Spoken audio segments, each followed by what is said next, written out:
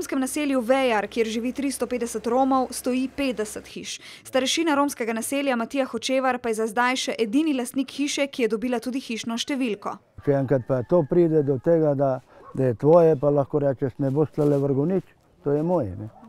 Zdaj pa lahko vrže kar čas. Čeprav je uradno hiša njegova, stoji na občinski zemlji.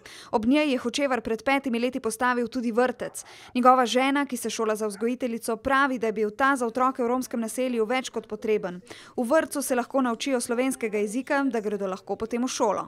Pri nas smo imeli problem, dokler nismo imeli vrtca z odlaganjem šole, je veliko otrok v šolo vstopilo s 7. ali pa 8., celo nekateri z 9. letom v 1. razred. Ne? Hočevar, ki si je hišo v tem naselju postavil v 70. letih, si je kot romski svetnik dolga leta prizadeval, da bi ga bolje uredili. Pred so bili sotori tu, ne.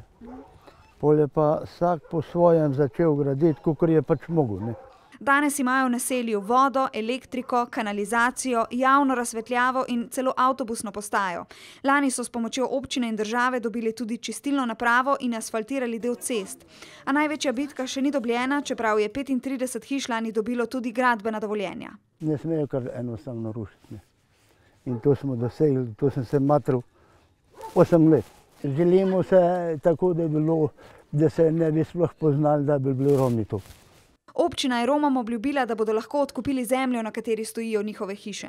Aprila, ob svetovnem dnevu Romov, pa bodo lastnikom hiš, ki imajo gradbena dovoljenja, simbolično podelili tudi hišne številke.